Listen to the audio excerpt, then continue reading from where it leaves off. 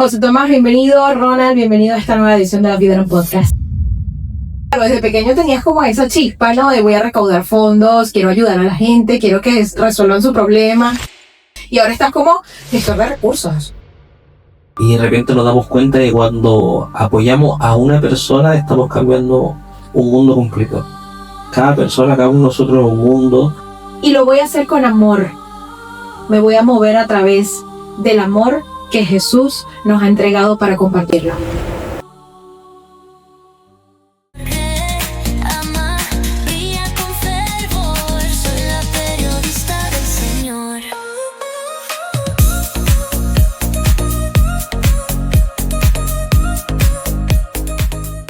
Hola, ¿qué tal, amigos? Estamos en una nueva edición de La Vida en un Podcast en esta segunda temporada junto a dos personas realmente excepcionales que han logrado compaginar su vida con una vida secular, su vida personal. Y bueno, estamos por aquí con José Tomás Silva, quien es padre de 2 niños, esposo, trabajador social, magíster en psicología social y además es encargado de gestión de recursos en Cáritas Chile. Él nos va a contar mucho más sobre su experiencia, su trayectoria. También nos acompaña nuestro querido Ronald Piña Albornoz, quien es estudiante de técnico en trabajo social. Además, se desempeña como coordinador de la Vicaría Pastoral Social de la Diócesis de Talca y es el nexo, el puente directo con Cáritas Chile. Qué bonito. Bueno, entonces cuéntame. A ver, José Tomás, bienvenido. Ronald, bienvenido a esta nueva edición de La Vida en un Podcast. Muchas gracias. Muchas gracias por la invitación. Sí, cuéntame acerca de ti, tu trayectoria, qué has hecho. Bueno, como tú señalabas, yo he tenido una vida constante en la iglesia, desde pequeño vinculado a distintas obras, sobre todo relacionadas con la Congregación de los Sagrados Corazones, primero en el colegio, en actividades pastorales, y luego a nivel parroquial también, digamos, estuve en las pastorales juveniles.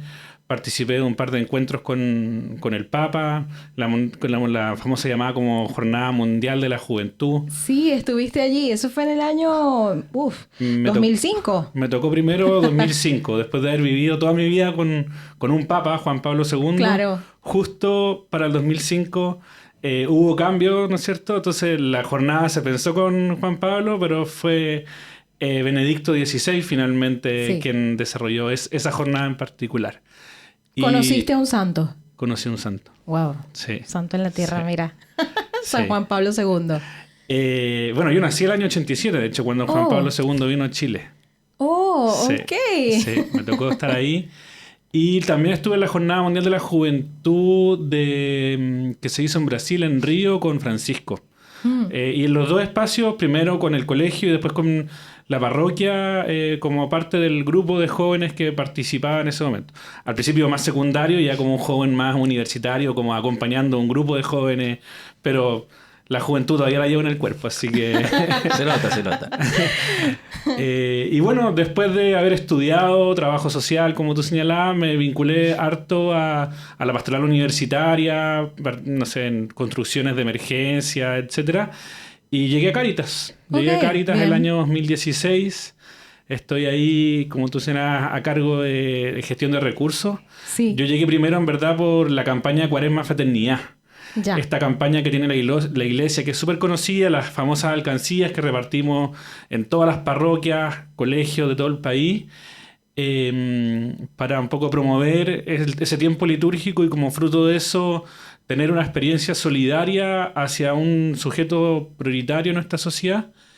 Y luego, después de un tiempo, empezamos a armar una área como de gestión de recursos, articular la acción de la iglesia en torno a campañas solidarias, respuesta ante emergencia, la colecta de Cáritas, Cuando etcétera. estabas en el colegio, en la universidad, ¿tú eras esa persona que recaudaba fondos para hacer las actividades? Me tocó mucho eso, la Sí, verdad, ¿no? cuando había alguna persona que tenía algún problema familiar y había que hacer la completada, el bingo. Claro, porque como que desde pequeño te gustaba estar ahí promoviendo esas actividades, buscando los fondos para que pudiera desarrollarse, ¿no? Sí, me tocó bastante, la verdad, sobre todo en la época más universitaria. Sí. Claro, ayudando a algún compañero que vivía alguna situación, no sé, recuerdo perfectamente de más de alguno que tuvo algún familiar que estaba enfermo y había que financiar la atención, algún compañero también que se le quemó su vivienda, entonces organizábamos, no sé, de la tallarinata hasta con la completada y hacíamos cosas para... Completada. Ah, claro. Pero no en Para ayudar. Talca. No, pero he probado los completos de Talca en todo caso. Mojados. Sí, por ¿Sí o supuesto. no? ¿Y los tuyos, Ronald? ¿Qué prefieres? No. A baño María, a baño María. Mira, entonces, claro, desde pequeño tenías como esa chispa, ¿no? De voy a recaudar fondos, quiero ayudar a la gente, quiero que resuelvan su problema. Y ahora estás como gestor de recursos. Claro, me toca articular todo lo que son las campañas y donaciones también, que en el último tiempo, a partir de una nueva ley que también nos permite recibir donaciones en especie, no solo en dinero, y a veces hay muchas empresas que tienen merma o ya saldos que no pueden vender y entretenerlos en una bodega es mejor donarlos para una buena causa, digamos. Mira, bueno. Y a ver, ¿qué tal, Ronald? Ronald, cuéntame de ti, porque tú también tienes esa vocación de servicio desde... Gracias a tu abuela. Sí, bueno, lo recordaba un poco cuando estaba haciendo como el escrito, como lo que nos había marcado un poco en la vida. Y claro, recuerdo que mi primer Padre Nuestro lo recé con mi abuela hace muy chico, entonces después ya fue como mi primera aproximación con la iglesia, con la fe, y ya después fue más en la adolescencia cuando quise prepararme para el sacramento de la confirmación, y fue en mi segunda pasada que ya ahí me quedé, porque primero fui como un tema, como que no me tincó, me fui a la casa. No volví. ¿En serio? No volví. ¿A la Y catequesis? es gracioso porque es una experiencia, independiente que no haber vuelto, es una experiencia muy bonita porque cuando dicen que el Señor toca la puerta de la casa, bueno, así fue, pues, pero yo en ese momento no me di cuenta, porque cuando uno un poco todavía no está tan cercano, como que no ve esas pistas. Y recuerdo que yo dejé de asistir, fui a un tema, y después llegó la animadora del grupo a mi casa. Oh. A tocar mi puerta. Tum, tum, tum. Oye, ¿cómo estás? ¿Qué te pasó? ¿Por qué no fuiste? Bueno, excusa en ese tiempo. Y al fin y al cabo no seguí. Y al año siguiente sí entré y ahí terminé mi proceso, y ahí sí, en verdad, desde ese momento, el año 2006, que sigo ligado a la iglesia en diferentes actividades. Al igual que José Tomás, tuve la oportunidad de vivir la experiencia de una Jornada Mundial de la Juventud, la Qué de Río bello, de Janeiro. qué bello. Y fue particular porque fui como voluntario. Entonces fui prácticamente solo, o sea, andaba con un amigo y los dos quedamos como voluntarios, éramos de la misma parroquia, pero llegamos a Brasil y él le tocó quedarse al otro extremo de Río y a mí me tocó al otro extremo de Río, entonces al fin y al cabo llegamos solos, pero la experiencia fue muy enriquecedora, el tener ese espacio de poder también en esa oportunidad servir, y fue muy bonita experiencia, muchos recuerdos, muchos...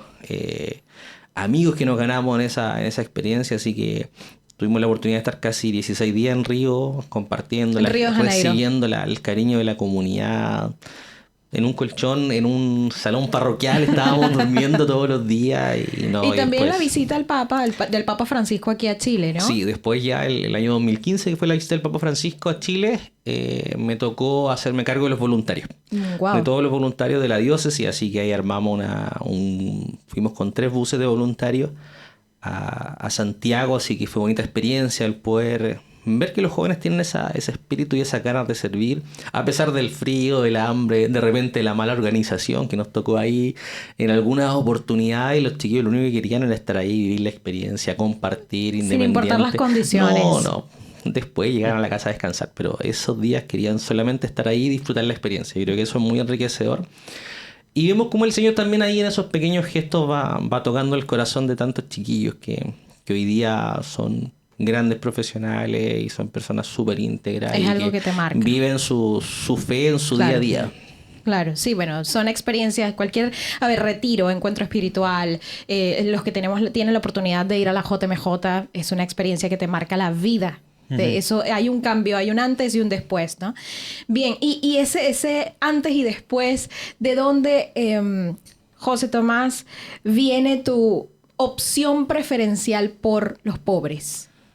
Bueno, yo creo que viene muy marcado por esta como formación espiritual que proviene de los Sagrados Corazones, digamos. En el colegio uno ya empieza a vincularse a ciertas obras de la congregación que están relacionadas con sectores vulnerables de la sociedad y desde ahí entonces uno empieza a hacer un camino de acompañamiento espiritual que implica vincularse con ese tipo de comunidades. Entonces, en el escrito yo lo planteaba eso, digamos. Creo que ha sido algo que ha marcado mi experiencia de vida y de fe de manera transversal durante todos estos años. ¿Por qué la pobreza? ¿Qué es la pobreza para ti? Bueno, yo diría que es una condición del ser humano que implica no contar con ciertos recursos, no solo económicos, porque ahí está la pobreza económica, digamos, por la cual se medía acá en Chile hasta hace un buen tiempo, que era como si tengo los recursos suficientes para la canasta básica. Hoy en día, en verdad, hablamos de una pobreza más multidimensional.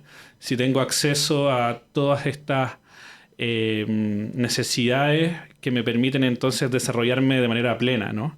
Claro. Pero está el registro social de hogares, igual mide, ¿no? Sí, el registro social de hogares ha apuntado hacia una pobreza más multidimensional. Pero antiguamente nosotros teníamos otras formas de medir la pobreza en Chile.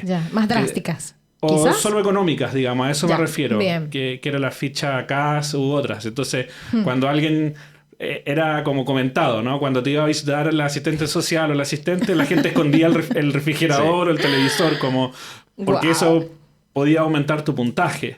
Hoy en día no es solo lo económico, es qué tipo de previsión tienes, dónde vives, a qué vulnerabilidades estás expuesto. Yo he escuchado mucho que hay mucho clasismo. ¿Será por eso? Sí, bueno, ¿Que te revisaban la nevera, en serio? No el interior, pero si tenías un televisor o otros insumos dentro de tu hogar, se decía, nunca hemos sabido si eso es real o no, claro. que aumentaba, un secreto a voces. Claro, sí, aumentaba tu puntaje y eso te dejaba fuera de la calificación socioeconómica. Wow, digamos, sí. Increíble. Y hoy en día esos instrumentos implican muchas veces la asignación de algún beneficio social o no, digamos. Entonces...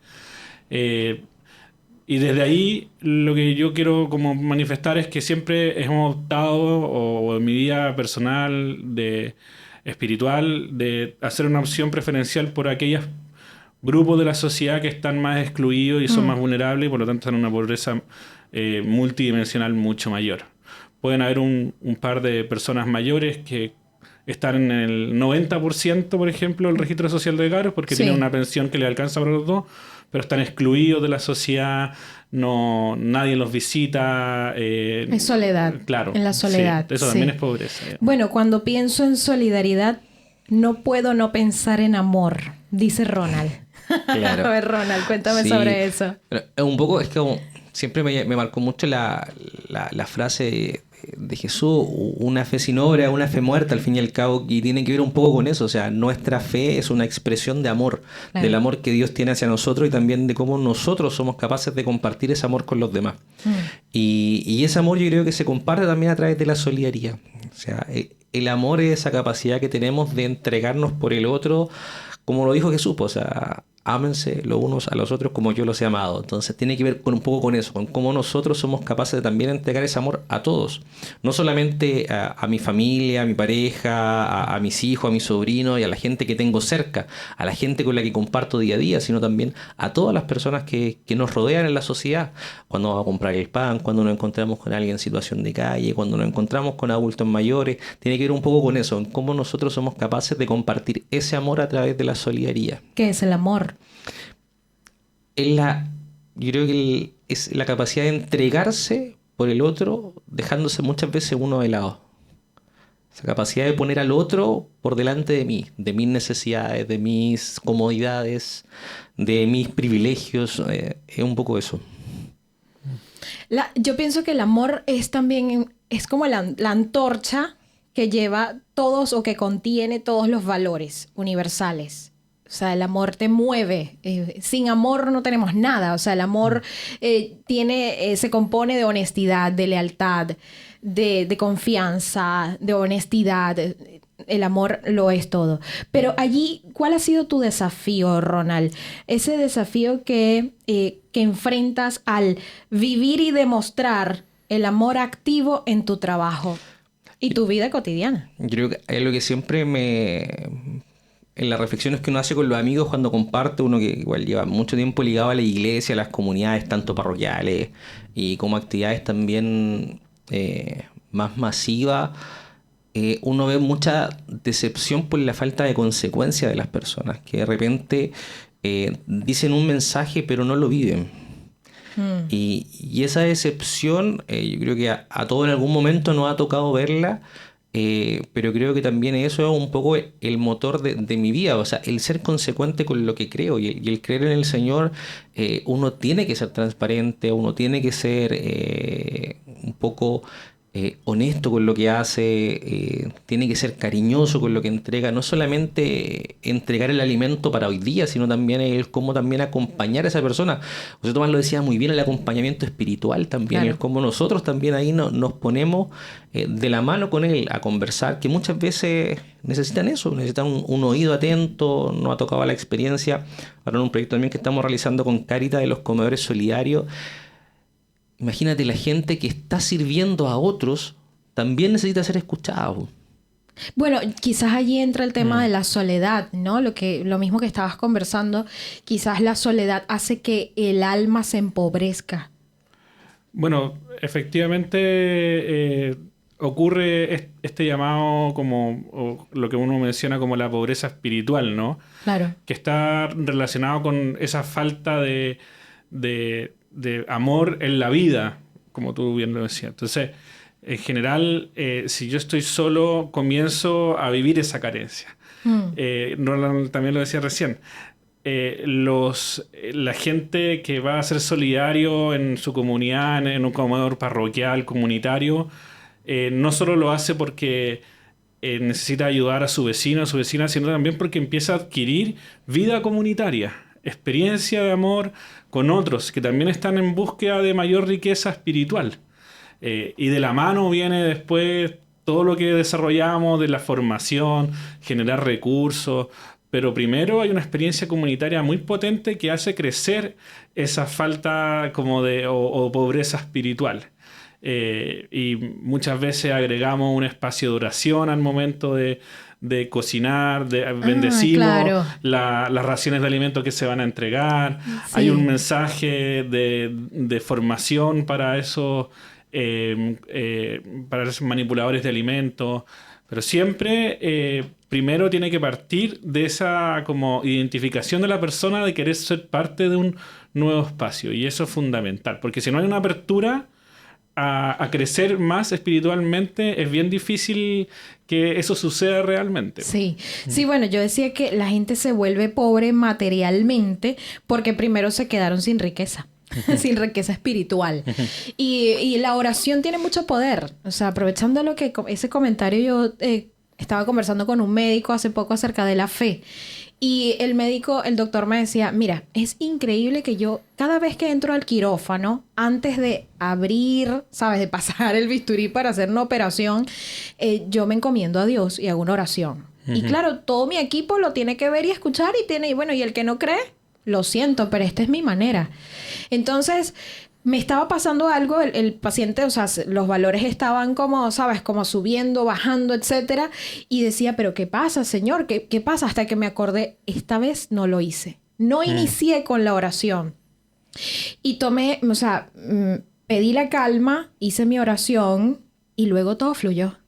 O sea, el poder, él mismo se dio cuenta, fue testigo, y mira que los doctores, los médicos son tan creyentes en la ciencia y quizás poco en la fe, ¿no? Claro. Y a él le funcionó, él decía, no, la fe, ¿no? Entonces, ¿qué tal, Ronald? Tú comentabas acerca del poder de la oración, ¿no? De cómo esa combinación del amor en acción y la oración contribuye a que a que los programas de apoyo que lideras tengan efectividad.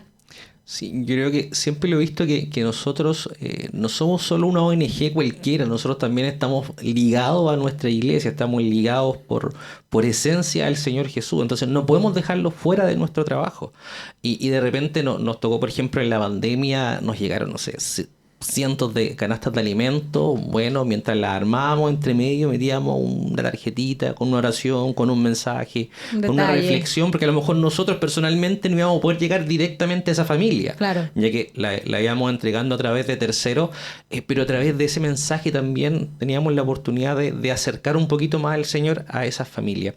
Yo creo que eso es fundamental en el trabajo que nosotros hacemos. Me acuerdo mucho también de San Alberto Hurtado, que cuando tenía dificultades, tenía problemas en lo que hacía, se iba, se acostaba de guata frente al altar y rezaba. O sea, yo creo que también en esas oportunidades tenemos que también darle el espacio al Señor para que Él también actúe, porque de repente uno cree que todo funciona por nuestras capacidades, por lo que nosotros hacemos, pero también es el Señor el que está presente ahí, y de claro, repente se nos olvida un poco eso. Entonces también cuando hay dificultades, bueno, respirar un poquito y hacer un momentito de oración y recordar que lo que estamos haciendo no lo estamos haciendo solos, sino que Él está acompañándonos. Tener fe en el Paráclito. Y bueno, fíjate que los trabajadores del Vaticano tienen que vivir acorde con la fe. O sea, y ahora fíjate que salió esa nueva instrucción, esa nueva norma en la que los trabajadores, las personas que trabajen en el Vaticano, en la fábrica ¿cómo es que se llama? La fábrica de San Pedro. La fábrica de San Pedro deben ser católicos. Deben profesar la fe católica. Y esto pasa mucho en las instituciones, incluso católicas, donde no el 100% de los colaboradores son católicos. O sea, a mí me parece que hay que tener una apertura, ¿no? De una iglesia en salida. Y lo que deberíamos, como, no sé si exigir, pero pedir es compartir los mismos valores, ¿no? De repente, claro, de hecho, hoy incluso en Chile quizá una ley de esas características podría ser discriminatoria, ¿no? Claro. Pero sí se exige que la persona comparta la opción preferencial por la vida, la transparencia, la solidaridad, que esos valores estén inculcados y mejor si son transparentes, digamos. O sea, si tú vas a sumarte a este equipo de trabajo, te cuento de antemano que nosotros, claro, estos son nuestros valores y principios y que no estamos dispuestos como a transgredir.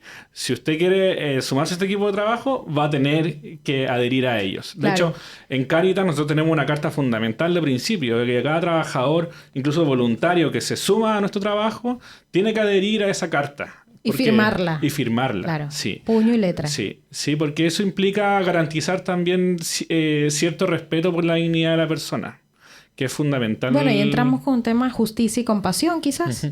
Efectivamente, pues porque el trato con el otro implica eso, pues como tratarlo de igual. Ocurre mucho con el tema migratorio, por ejemplo, ¿no? Cuando llegan personas a nuestro país en busca de oportunidades y no son tratadas dignamente. Yo entiendo que puede haber alguien que tenga problemas porque hay una persona migrante durmiendo en la plaza donde yo jugaba con mis niños, etcétera, y ahí se generan conflictos como lo que sucedió en Iquique, ¿no? Que fue pero cuando uno hace trabajo humanitario, tiene que responder a cierto estándar, a ciertas normas, y eso implica entonces el trato digno, y ser compasivo con el otro es parte de esa dignidad, es fundamental. Allí yo te mencionaba tras cámaras acerca de esa línea entre como el amor y el odio, la compasión y la lástima. ¿Cómo podemos estar en un área segura? Yo creo que... de ayudar sin sentir lástima. O sea... sino compasión. O sea, yo concuerdo completamente que es la compasión y no la lástima. No es el pobrecito que está tirado en el suelo, sino es la dignidad de esa persona. Yo no puedo dormir tranquilo si hay alguien en la esquina de mi casa que lo está pasando mal. Y que muchas veces está ahí no porque quiere, sino porque vivió algo en su vida, en su país, que lo tiene en esta condición. Entonces, ¿qué hace uno? Es buscar una forma de ayudarlo, pero de manera digna. Y a veces, lamentablemente, uno entrega sobras. Nosotros nos pasa mucho también de repente algunas parroquias que reciben ropa, por ejemplo, en mal estado. ¿Para qué voy a entregar algo que está en mal estado si yo no me lo pongo?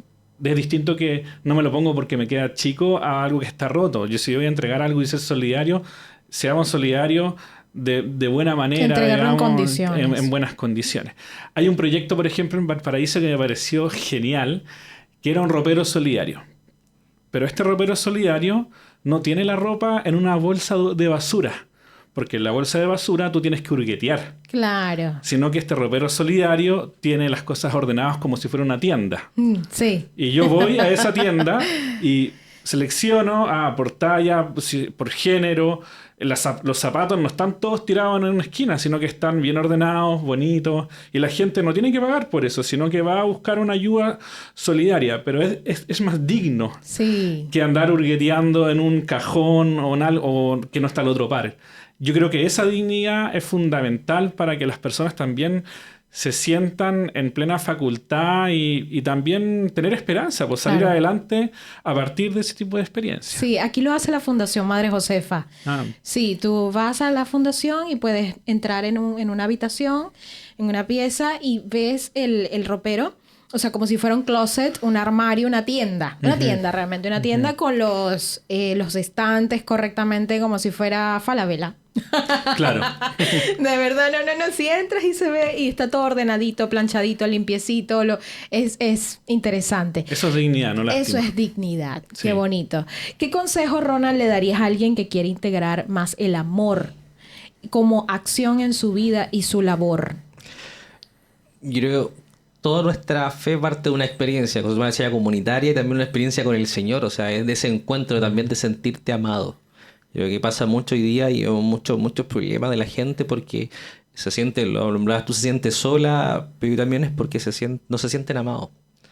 Y el sentirse amado por el Señor también te hace como si Él me amó, como yo no voy a ser capaz de amar. O sea, a pesar de mi fragilidad, a pesar de mi debilidad, a pesar de mis problemas, Él aún así me ama. Y tuvo el mayor acto de amor que hemos visto en nuestra historia, que es morir en la cruz y resucitar por cada uno de nosotros. Entonces, ese sentirse amado yo creo que también es fundamental para nosotros poder un poco expresar ese amor a otro. ¿Y te ha pasado gente que no cree? Mucha gente que no O cree. que está amargada y que no siente el amor.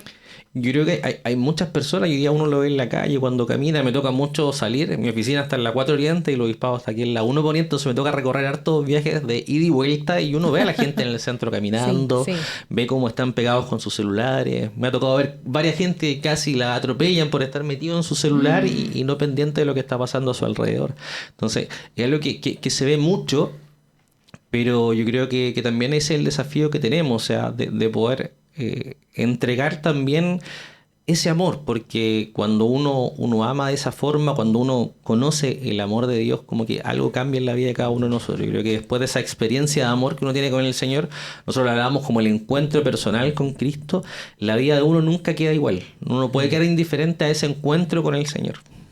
Esa es la forma en la que el amor ha hecho que el servicio y la fe se vean, digamos, han sido más palpables en tu trabajo. Sí. Y, a ver, José Tomás, en todos estos años que tú has recorrido en cuanto al trabajo que has hecho en esa opción preferencial por ayudar a los pobres, ¿has visto familias salir de la pobreza? Sí, claro. Como yo te decía, la pobreza es una condición. Entonces, obviamente, yo puedo salir de ese estado, ¿no? Hay proyectos muy significativos que hemos impulsado desde la misma Cuaresma de Fraternidad y algunas otras iniciativas de Cáritas. Principalmente los que yo creo que tienen mayor impacto hoy en día son los programas que apoyan a familias que están con algún integrante privado de libertad, por ejemplo, donde en la cárcel hay un trabajo de apoyo tanto para la persona que está privada de libertad, pero también se comienza a preparar el proceso de reinserción de esa persona. Claro. Con la sociedad, familia, claro. no solo con la sociedad. Ya. O sea, hay un trabajo con empleadores para que esas personas puedan tener oportunidades de empleabilidad rápido, digamos, pero también cómo trabajamos con la familia para que la familia no rechace a esa persona que lleva 10, 15 años fuera de la casa. Entiendo. Entonces, en general, esa condición de pobreza, vulnerabilidad, está dada por recursos parentales. Un papá, por ejemplo, que se despidió de su hijo hace, no sé, 9 años y ahora el hijo tiene 10, es un adolescente, la relación a los 10 años es muy distinta que a los 2 o 3 años, Claro. entonces generalmente se generan los proyectos, no solo trabajan con las familias, sino también con el equipo que está en los centros penitenciarios y establecen como vínculos, po. De hecho, hay uno que se llama Rehaciendo Vínculos, que Sí. es, sí, como potenciar el trabajo de las madres privadas de libertad con sus hijos, su familia y generar redes de apoyo para poder reinsertarse y no volver a delinquir, digamos que también muchas veces es el último recurso, pues, así como, ¿sabes qué? Si no tengo trabajo, mi familia no me apoya, vuelvo a delinquir. Está comprobado que si tengo una red de apoyo integral y una familia que me apoya en ese proceso, voy a poder entonces salir de esta condición de vulnerabilidad que hoy en día es la pobreza, digamos. ¿Y tú has sentido como esa presión en la que tú dices, yo tengo que trabajar fuertemente y tengo que hacer que estas personas puedan, Dios mío, por favor, ayúdame? ¿No has sentido eso? Porque Sí. a mí me ha pasado y yo no estoy dentro de una institución católica. Me pasa mucho, bueno, yo en el relato contaba que trabajo con personas en situación de calle y Ya. me pasa mucho, sí, porque la vida de calle es compleja, digamos, ¿no? Está asociada además a situaciones de adicciones, consumo de droga, alcohol, también de apropiación de bienes. Muchas veces las personas están en situación de calle porque algún familiar o también la cultura narco se tomó la casa, la calle. Y la gente cuando vive en la calle se nota. O sea, una persona de 40 años parece de 60 después de una trayectoria de 5 o 10 años de calle. Y es compleja, es compleja. Yo soy voluntario en una fundación que atiende a personas en situación de calle, que tiene un albergue la convivencia ya es difícil, a veces es frustrante también cuando yo llevo 2, 3 meses con esa persona acogiendo, Claro, sí. sale un día porque le pagaron la PGU y llega con consumo y no puede entrar y se enoja con nosotros porque no puede entrar con consumo. Y le decimos, pero si tú conoces las reglas, entonces le Claro. decimos ya, deja de tomar y después de la noche, si estás en buenas condiciones, puedes ingresar porque finalmente hay una comunidad que se ve afectada si hay una persona consumiendo adentro. Y en general lo logramos, tenemos, yo diría, como un público más cautivo de 15 albergados que son como nuestros tesoros. Sí. Y tenemos una población como que se va moviendo entre 5 a 10 que van llegando y que van rotando. Pero también, claro, no puedo trabajar solo con los 15 que son el tesoro, pues, sino también tengo que tratar de apoyar y reinsertar a los otros 15 y ojalá a más. Esto es muy difícil, es muy complejo porque es costoso además. Y hoy en día los programas de apoyo a personas en situación de calle están con poco financiamiento de parte del Estado, entonces aún es más difícil. Pero como decíamos antes, pues, uno se encomienda, parte de la jornada con harta oración y los recursos llegan. Y si no hacemos malabares, así, si de alguna manera lo logramos. Qué bonito, sí, bueno, hay que involucrarse, ¿no? Sí. Está allí. Ahora, Ronald, para ir cerrando esto, dime tú qué mensaje le darías a aquellos que sienten que sus esfuerzos en la solidaridad y el servicio social son pequeños en comparación con los grandes problemas del mundo. Sí, yo creo que uno cuando joven tiene como este ímpetu de querer cambiar el mundo, de querer comerte el mundo, y de repente nos damos cuenta de que cuando apoyamos a una persona estamos cambiando un mundo completo. Cada persona, cada uno de nosotros es un mundo y alrededor de nosotros giran otros mundos y si logramos cambiar a uno estamos cambiando mucho. Estamos cambiando mucho y de repente creemos que necesitamos grandes cambios, que necesitamos hablar de grandes números. Cuando ya estamos cambiando a una persona, esa persona multiplica. Como la película La cadena de favores. Y claro, y de repente pasa eso, porque uno ve que cuando una persona va cambiando su forma de ser, va cambiando saliendo de estas diferentes problemáticas que tiene, él también se va transformando en un agente multiplicador, po. Porque la experiencia también es muy potente para el otro. Escuchar esa experiencia, escuchar cómo ellos también fueron capaces de salir, eso también va motivando a otros. Y de repente creemos que tenemos que hacer grandes cosas, pero de repente tenemos que partir por lo pequeño. Por eso, José Tomás, esas acciones individuales, ¿cómo pueden contribuir a un cambio significativo en la sociedad? Yo creo que la clave es en comunidad. O sea, si yo tengo una acción individual, no sé, quiero ayudar a alguien que está afuera de mi casa o del trabajo, tocarle la puerta al vecino. Pero esa es tu acción individual. Yo le voy a tocar la puerta al vecino ¿Sí? para que... Es que claro, porque transformo a otro. Exacto. Transformo a otro. De hecho, insisto en este como enfoque de Cáritas. Nosotros, desde la Nacional sobre todo, nunca trabajamos solos. Siempre trabajamos con nuestros actores locales. Sea la Cáritas diocesana, y la Cáritas diocesana involucra a la municipalidad, al Estado... Porque sabemos que en lo local está la riqueza. Claro. El programa, por ejemplo, que fue muy conocido de Villa Botania, que no se incendió durante los incendios de interfaz urbano-rural, tuvo el éxito porque involucramos a la Junta de Vecinos. Cáritas podría haber hecho el cortafuego, podría haber instalado estanques, pero si no hay una comunidad organizada es imposible.